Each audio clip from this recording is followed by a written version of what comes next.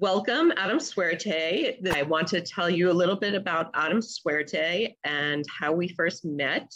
Although Adam Suerte and I are both neighborhood people, I actually did not meet Adam until we were trying to put together this neighborhood graduation at the beginning of the pandemic in 2020, because there were a lot of high school graduations that were all going virtual, and we didn't like that. We wanted something live for our kids. So I tried to get a bunch of neighborhood people together and see how we could do this. And Adam Suerte decided that he would be a great help because he designed this amazing diploma for our kids. And we were able to do this live graduation ceremony as socially distant as we could in the middle of Wyckoff Street. Everybody was really thrilled that they were getting this neighborhood diploma. So thank you for that and for being a neighborhood mensch. And I just wanted to talk to you about what you do and how you do it. How did you get to where you are? What made you decide that you wanted to be an artist in the first place? I've been drawing for as long as I can remember, ever since I was very little. I guess one of my earliest experiences or memories with art instruction would be that my mother on weekends would take me to the Metropolitan Museum of Art and would drop me off. I guess they had a kids program where it was straight up crayons, and then she'd go see the museum for, a couple hours, and I would just draw. And I don't know, 5, 6. My mother was always very supportive of my art. I tried anything from tap and jazz at the Albee School down the block from me, or piano or guitar or anything, but art was really the only thing I ever really felt compelled like practice and do on my own, aside from any kind of instruction. So it's really the only thing I would put my own spare time into because I really enjoyed it and just loved exploring. So for as long as I can remember, my mother, as I was in junior high school, told me I was going to music and art. She made that plan for me. I did not have a choice. It was at the Music and Art High School, which is now LaGuardia, where I started to realize that I can certainly turn this into a career. So I wanted to talk to you a little bit about your growing up, your neighborhood. You were in Cobble Hill, and how you've seen the neighborhood change. When you were a kid, did you play street games? The first thing that would come to mind as far as changing is that there's a lot more cars. When I was growing up, we would play in the street all day long. Looking out the window every now and then, so we were okay, but there weren't a lot of cars coming down the block or parks. I would say would be football or Banza, which is kind of a every man for themselves dodgeball type game. Okay. And we played roller hockey. We were the Tompkins Place Rangers. And we'd practice, and we had a net, and we'd play in the street, and someone sees a car turning down from the garage, and everybody would yell, car, and then we'd take the net, bring it aside, and we'd play other blocks. We'd play Cane Street Kids, or we'd actually go all the way into Cobble Hill Park when it was a little more wide open, and we could play a nice game in there. As far as street games, hide and go seek, we would play in Cobble Hill Park when there was kind of more shrubbery, and there's like a lot of overgrownness in Cobble Hill Park that doesn't exist today. Those were games, and then skateboarding and bicycling and. No, so I grew up on Atlantic Avenue, so there was no street games. No. Like I had to go to my friends, Dean Street. But for people who don't know, Tompkins Place is a couple blocks long, but there's no cross streets. So you really were able to do that. There's a few streets like that in Cobble Hill, which it's just 1 block long. It's pretty special. I would say some other things that would change. I felt there was more sense of a community. There were more block associations where people would get together in person and talk about issues that affected the direct surroundings. Block parties, still some, there really were a lot more kind of getting to know your neighbors and stuff. And now if you have concern, you go on Nextdoor online or the neighborhood Facebook page. And there's a little bit less coming together in person. There's a little bit less hanging out on the street for the kids, which will bring parents out into having discussions with other parents. It's just so dense with people now. It's hard to make a community of a block. You really need to have more of a concerted effort. It can happen. It's just, and it really does. There are some blocks. Yeah, there are some blocks that do. They have their yearly block parties. They do have the block association, even if they do it online. Blocks that have an email list of everyone on the block. Watch out! I see this happening. Keep everybody on their toes. It's few and far between. I'm just wondering if you feel like Brooklyn or the neighborhoods or New York City in general, what influences your art? And is it neighborhoods, or is it Brooklyn, or is it totally something else? If I guess anyone who hasn't seen my art, you might ask, does anything other than Brooklyn and the city influence my art? Because I would say most of my artwork is based around the city being my muse, Brooklyn specifically. But if I work in many different mediums, you see some of my paintings of specific places in Brooklyn. You know, I always say that I tried to paint a part of Brooklyn. It's something that I've walked through many times already. I've been in that painting so much that I want to capture it. A lot of things that have disappeared that aren't there anymore, wanted to capture. But then with my more graphic work, it's more of a generalized urban iconography where you're just looking, where it's just like plays on lampposts with sneakers hanging and fire hydrants and subway cars, and nothing too specific, just the idea of icons of living in the city. You know, and my tattoo work, I'm pretty much known for doing cityscape stuff, especially memorializing places in Brooklyn. A huge part of my work is the fact that I love New York, especially Brooklyn, and I like depicting it and celebrating it. You know, I'm very happy to live here most of my life. It's a lot of fun to continually, in various mediums, celebrate what you love. Excellent. Are you at home now? Are you in your studio? And what is the painting behind you? Right now I'm home. The kids at parent-teacher conference, so they're absconded in their little areas. But the painting behind me it's the Brooklyn House of Detention. I actually did that 20 years ago. I did that in 2001. I'll show you some work a little later. It has gotten a lot tighter, and I've kind of lost the drippy effects that I used to like. Drug over through my graffiti days. It's a big one, and we dig it in the kitchen. That's so much a part of our neighborhood, even though it was totally separate.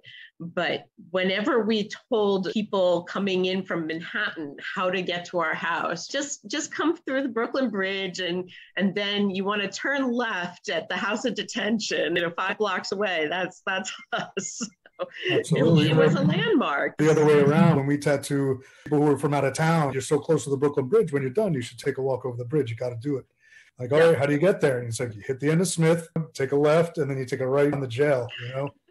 I also remember the Atlantic Annex when we were really little, would have their little setup there, and they would have a diagram of shanks and different that were happening in the jail. And it would be this ominous kind of scary, be careful or you end up here.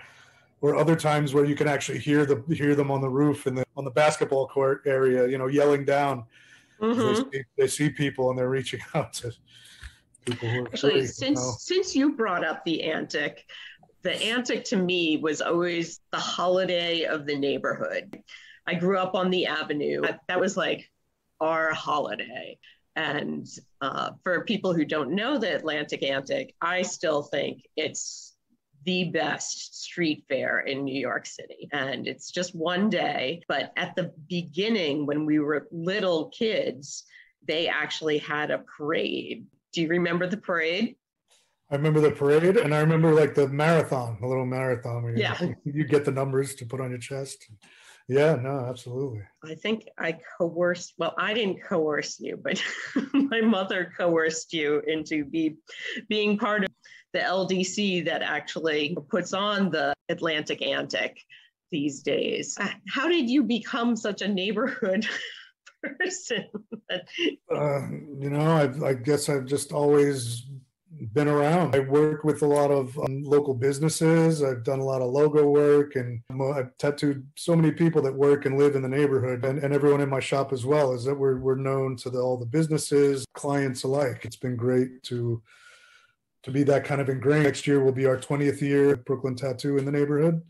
We've moved 4 different times, all within basically a 10-block radius. People like tattooed 20 years ago, and we're now tattooing their children. And the logo work, we hang out we go to the restaurants, and the restaurants come to get tattooed by us. Especially just, the Smith Street businesses are all, we celebrate and we commiserate together, especially this past year. So tell me a little bit how you came to the medium of switching from painting a piece of canvas to painting on bodies. When I graduated school in 91, I was up in Rhode Island. I would have gone to art school in New York because there's so many great art colleges, but I knew I was going to be here for a long time. So I figured I'd go away for a few years. And I started an artist collective called Urban Folk Art. And what we did was we had a silkscreen set up, and to fund ourselves, we would print T-shirts and posters and stickers for artists, nonprofits, bands. And we had a loft in Bushwick back before Bushwick was, what it is now. We lived with the equipment. We had a huge loft, 3,000 square feet for $1,200. We had a great time just being involved with the whole art and music scene. About 8 years later, we had moved from Bushwick to Williamsburg. We weren't living with the equipment anymore. Things were getting more expensive and smaller. We had a studio just for the equipment. We're kind of becoming a more commercial studio, like back when we were in Bushwick, we were doing our own T-shirt line and more artistic stuff, where now we were just kind of printing for other people. We weren't enjoying it enough, so I'd get rid of that and do something else. So while I was putting the equipment away, one of our clients, who was a tattooer, saw that we were putting it away, and he really enjoyed my art. This was in the late 90s. In 1997 was when tattooing was re-legalized in New York. It was illegal up until then. It was outlawed in 63. So they finally made it legal again. And this tattooer who I'd been printing for was going to open up a street shop. He was kind of underground shop at the time, working for somebody else. So he's like, "Hey man, I'm opening up this street shop. I love your work. I think, it would transfer well into tattoos." There was nothing I was ever looking into do. And usually you have to break down doors to get into tattooing. It was kind of offered to me in this magical way. And I had nothing else really going on. And I figured, why not? So I gave it a shot. I apprenticed with him. This was 103rd Street and Broadway, uptown, south of Harlem. I figured, see what happens. Apprenticed for a year, worked there for a year, and then they lost their lease. And so he moved. He was living in Carroll Gardens at the time. He moved his shop into a friend of ours building on State Street and 3rd Avenue, right around the corner from Hanks and Borum Hill. It was the only commercial spot on the block. And so I started working for him there with another guy who was working uptown already. So within a year of that, he says, "Look, guys, I'm moving to London. I am going to work with one of my heroes, and I'm going to go get married to this English woman that I've been living with." And we were kind of flabbergasted. And he's like, "You can buy all this equipment from me and start your own shop, or I can sell the equipment to someone else and you guys can go work for other people." Now, this other guy, Willie, who is my current partner now, he's a musician. I was an artist, still continuing to do other art stuff. Tattooing was a day job that I love, that was artistic, but, I was still had other art interests. So we figured we'd take over the shop and we would be kind of the masters of our own destiny. Willie goes on tour. He wouldn't have to feel like he was going to lose his job if he didn't come back for a month. If I had an art opening to prepare for, an art project I wanted to work on, we made our own hours, So that was it. That was 19 years ago. And, we've moved 4 times. We've had up to 8 employees at a time. Tattooers, they come and they go. It's funny because, I started up south of Harlem, then in Borum Hill. Then the shop was on Atlantic between Henry and Hicks. And then we moved to Atlantic and Smith. And now we're at Smith by Sackett Street. It's like every time we move closer to where I live and further from where Willie lives. So now Willie's got the long commute. I did not know that history about tattooing and that it was illegal. I mean, it sounds like the cabaret laws. Yeah, there were rumors of how it was. And one was that the World's Fair was coming to New York and they wanted to rid, Skid Row and the Bowery and all of the tattoo shops and kind of clean the city up a little. And the other rumor was that there was a hepatitis outbreak and tattooing was going to, be the scapegoat. Fast forward to the pandemic, you must have had art on the back burner that you wanted to complete and hadn't gotten to because of the tattoo. So tell me about that. As a tattooer, and especially someone who's one of the owners of the business, I do have spare time as it is because I make my own schedule. So I'm always working on stuff. But during the pandemic, the shop was closed for several months, and it kind of pushed me. I've always had commissions here and there of paintings and other pieces and freelance illustration, all this sort of thing. But when I wasn't working, I kind of had to start hustling that stuff a little bit more. I've never really loved the business sense of fine art. It was kind of a necessity. So I was pushing along a lot of stuff online. When I first did my apprenticeship, I said to myself, if this doesn't work out, at least I come out of it with a graphic novel. I've always been into graphic design classes in college and was always doing that kind of underground stuff. I did a graphic novel about my apprenticeship in the early 2000s. And I didn't get it professionally published, but I really dug the way it came out. Underground comics were kind of getting bigger, alternative comics. I was doing the underground convention circuit, and I was nominated for a couple of awards, and it kind of became a glorified business card. It was getting reviewed in tattoo magazines as well as comic book sites. It's propelled my work a little bit. But people have always said since then, like, you should do a comic about what's happened since then. And The Apprentice was a year of my life. And along with everything I was doing at that time, it was a 4-book series. It took me 6 years to do. And I'm like, the year of my life is going to take me 6 years. What's 20 years going to take? Yeah. So I kind of blew that off. But as we were in the last shop before we are now, Atlantic and Smith Street, I started to kind of miss comics, and I started to write the rest of, my tattoo career.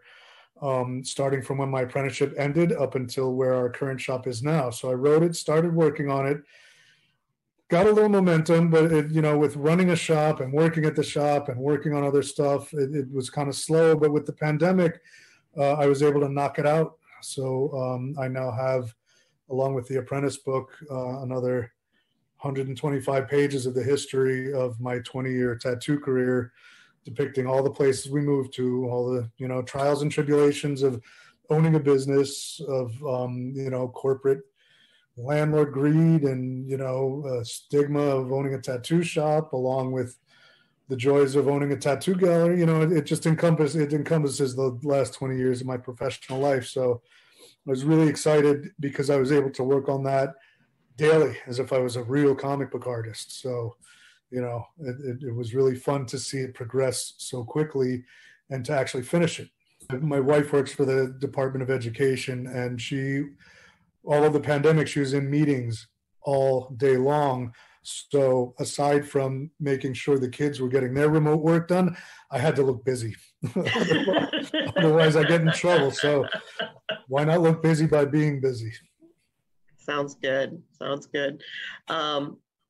So, actually, I knew of you before I met you. I was a fan of your work because just a couple doors down from where I live was this fabulous shop called Artisan. And they had a line of your artwork, like pint glasses and all sorts of, and it was Brooklyn Love. And I thought, wow, that's so cool.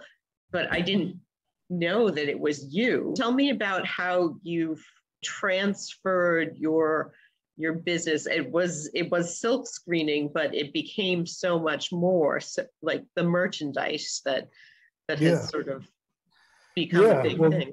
Yeah, like I said, with urban folk art, we had our own t-shirt line. This was in the 90s, back when all these streetwear lines were coming out. 555 Soul and Stussy and Union, the Philly Blunt shirts, the guys who did the Philly Blunt shirts, all this kind of streetwear. These were graffiti artists that were transferring their work onto clothing. So I was always interested in that sort of stuff. I was never really got into the accessories or anything further than t-shirts. Meeting Jessica, who owned Artisan, which is the store you're talking about. We met because we were both doing seasonal work at a fruit basket place in the city, which I ended up working full-time for like 9 years while I was silk screening. But that's a whole other long story. But it was her idea to do the pint glasses. and it was a great collaboration. And then slowly from there, started to like buttons and pins. And one of the things that kind of stuck with me with like Keith Haring and the Pop Shop and his thoughts on making things with his artwork on it that were small, and being able to make things that are affordable to anybody. So if someone can't afford a tattoo, they can afford a t-shirt. If they can't afford a t-shirt, maybe they can get a glass. Just making it, if they can't afford that, take a sticker. Having things that can be accessible, small things, cheap things. The more I did it, think outside the box, and you see what other people are doing, you get inspired. And when we had the gallery, that was really a chance for me to set up a retail area there and dig really in with the t-shirts and streetwear. And then we're doing the pint glasses there, and then we were just kind of blew up, just trying out different things. Again, with the pandemic and the hustling, I was trying to hustle artwork, but then as holidays were coming, I teamed up with Ivana Kamara to do the masks, and that was going really well. And then we just one day I woke up and it was like, socks, why not? I think most of us were walking around. Incredible. So there was a store on Atlantic Avenue called Kamara. She does very fine silks and wedding dresses, and it's gorgeous stuff that she did. But for the pandemic, she decided that masks were needed that people actually would want to wear. So tell me about working with that.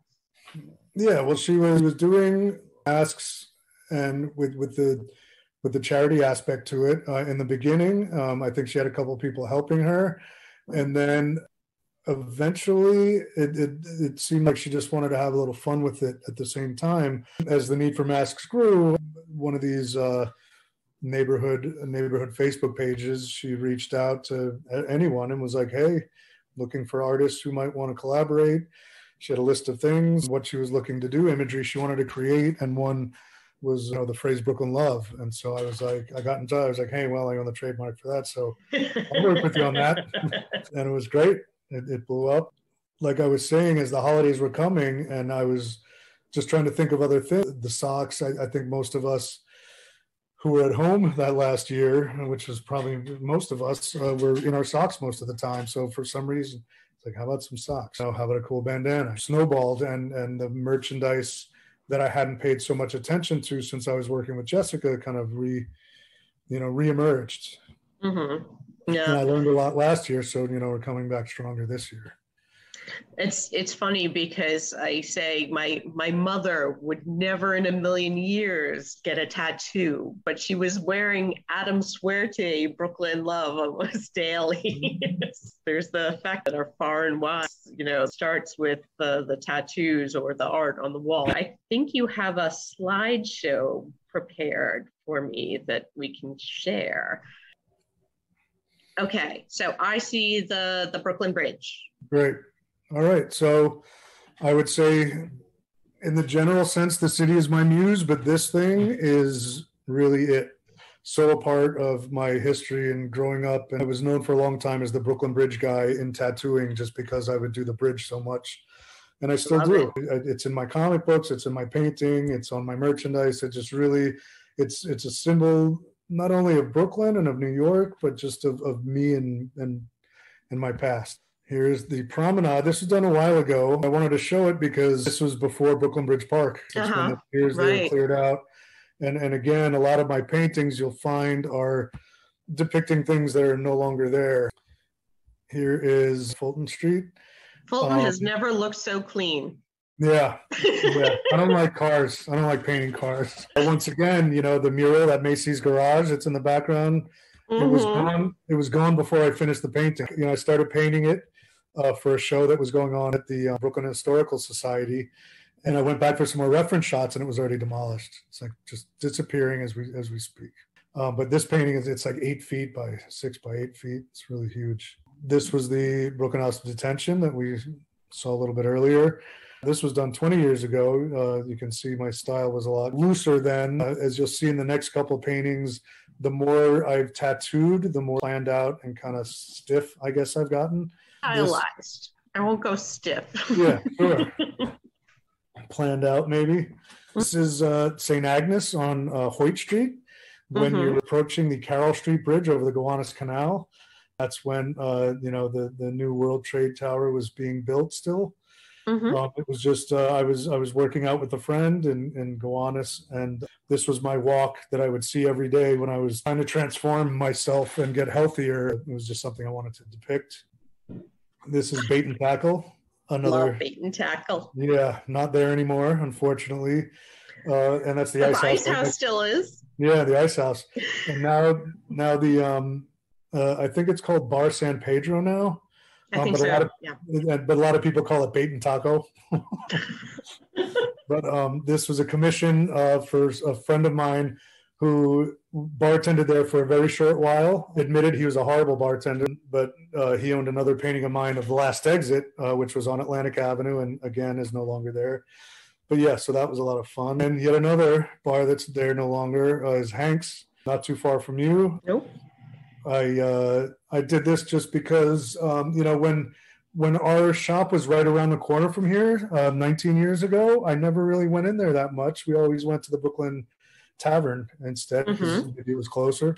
But the last few years, this was open. Julie, who I went to high school with, was the owner, and I was doing some graphic work for them. She kind of she turned Flying it into Saucer too, right? She owned Flying Saucer, and I did the sign for her, that was above the door on that one as well. Yeah. She kept it going, but transformed it at the same time. It was something that was gone that I wanted to capture. I took that photo one late night and one of the last weeks it was open. This is in Red Hook. If you walk all the way down Henry Street and you hit like BHS, and you have that little footbridge that you can walk across, you come out under here. And this is the walk that I take to my studio. I have a studio in Red Hook. So I see this pretty much every day, and it was just something I felt compelled. This is 3 feet by 4 feet. Most of these paintings are pretty large. Then I get into the more kind of graphic-er, cartoonier stuff, which I enjoy a lot. And especially in the last year when I wasn't going to the studio so much, this is Soldiers and Sailors Arch in Grand Army Plaza, one of my favorite Brooklyn icons as well. It's just a small. Is that on wood? Or? That's on a small oval canvas. Okay. This one is wood. This one's a circular wood panel. Brooklyn Bridge, always there. This is a page from the comic, and that is the St. Clair Diner, right next to where we were. I remember the St. Clair. The new St. Clair. It was the new St. Clair that was like always like 50 years old. These aquatic things happening in there. I remember that. Open 24 so hours. And there's Brooklyn Tattoo. Yep, and the gallery that we had right next to it, all changed. This is an illustration I did for a contest that didn't get picked up, but it's kind of a mishmash. It's got the Williamsburg Savings Bank, the Manhattan and the Brooklyn Bridge, the Arch, Brooklyn Hospital. The torch is in there, the Statue of Liberty's torch. And then, as I was saying before, the iconography, the trains, the train station, street signs, lampposts, just all stuff that I like to do. Love it. This is the There's main that Brooklyn Love. It's kind of evolved, and I change it up every now and then. But this is the sticker a lot of people see, and I'd like to think that I coined this phrase, back in the early 2000s, but everybody uses it now. But yeah, it's done me well. This is the T-shirt design for the Atlantic Antic that happened this year. That was a lot of fun. Best T-shirt ever. Yeah, this was 46. This was the 46 Antic. It's been a lot of fun working with the AALDC, specifically for seeing the behind the scenes of how the Antic operates. It's kind of like pulling the curtain open, and it's been a really interesting year. Very cool to witness and be a part of. This is another thing I did for them, which is a tote bag design that was handed out to encourage shopping on the Avenue. We'll be doing it again this year, so follow the ALDC to find out the weekends that those will be handing out. I think they're printing up 1,500 of them, so there's going to be tons. This is a bonnet that I designed for the ALDC, the spring fling did. I remember, yep. And this is, I did 4 different ones, but I thought this was really funny. And there's somebody very special underneath that hat? Absolutely. She's being very, very cooperative and quiet right next to these are some designs I did for the South Brooklyn Local Development Corporation that Betty Stoltz was running. She had founded the Seventh Heaven, which is Park Slope's own version of the Antic little street that could, with the F train acting as the street, because the F train went right under there, and then just the encouraging the eat, drink, buy, sell, and some of these have been adopted by the Smith Court Street bid. Looks like they've been making some way in making that actually happen. Hey, see, I'm learning things from you. It's great. Yeah. These I call smallies. These are 5x7. And during the pandemic, we were isolated. We actually got out of the city out on Long Island. I was doing these little drawings. I would actually do them on one big sheet of paper and then tear them up into these little pieces and sell them pretty cheap. Make 10 and I'd put them online and I'd sell 10 and then I make 10 more and then do that again. And they always sell out and I always make more. It's just something that's affordable and it's an original piece of art, A lot of people can't buy original paintings of mine. They'll buy prints, but a lot of people want originals, something that I've touched and not printed. So little pieces like this are really accessible. So these have been a lot of fun and I've kept doing them. These were kind of some bigger test ones that are a little bigger than those. These are freehand. There's no pencil involved. I just with a marker make the outlines and then just add on from there. Oh. Someone recently was like, I like those little city things you're doing, but could you do one where the Williamsburg Savings Bank is the focal point? So, she wanted one, but I'll do 7, of course, and then because I know I'll sell the rest. So this is some of the merchandise, a bunch of different stuff. Again, all this stuff is like $25 and under. It's really, really accessible. Fits in a stocking. I've always wanted to do hats. I never kind of figured it out or had the time to do the research. Started doing the hats. There's some of the glassware. This is weird, but I did it. I envisioned for some reason making a zipper pull of the Williamsburg Savings Bank. So I had the 3D image printed out in this kind of small plastic, and I bought the hardware, and it hangs on your zipper, and it makes it easy to zip up and down. And it's kind of a necklace when your sweatshirt is zipped up. For the most part, I wanted to do it just so I could create some cool packaging. The last couple of things would be, this is Urban Folk Art, and its original lineup were at the Atlantic Annex in 1991, selling T-shirts at the table. This is us at the Seventh Heaven in 92, selling shirts. I think street fairs are, talk about the fabric of our borough. Street fairs are really something special. And lastly, that's me in 1978 at the Atlantic Annex. This button was made right after Star Wars came out. That R2-D2 is a cardboard cutout. I'm wearing the T-shirt with the Brooklyn Bridge on it of a day camp that my mother ran out of Park Slope called Brooklyn Environmental Day Camp, non-for-profit. Oh, that sounds so much cooler than the Packer one that I went to. I remember the Packer one. Sort of where Brotwa was. This was Hoyt and Atlantic, right where you go down the stairs. And you had to go down the stairs to stand there to get your button taken. And that's it. I put some QR codes here, but people can pause it and take a picture. Yeah, thank you very much. And I hope to see you live sometime soon. But I understand that it should be outside and will be as safe as possible.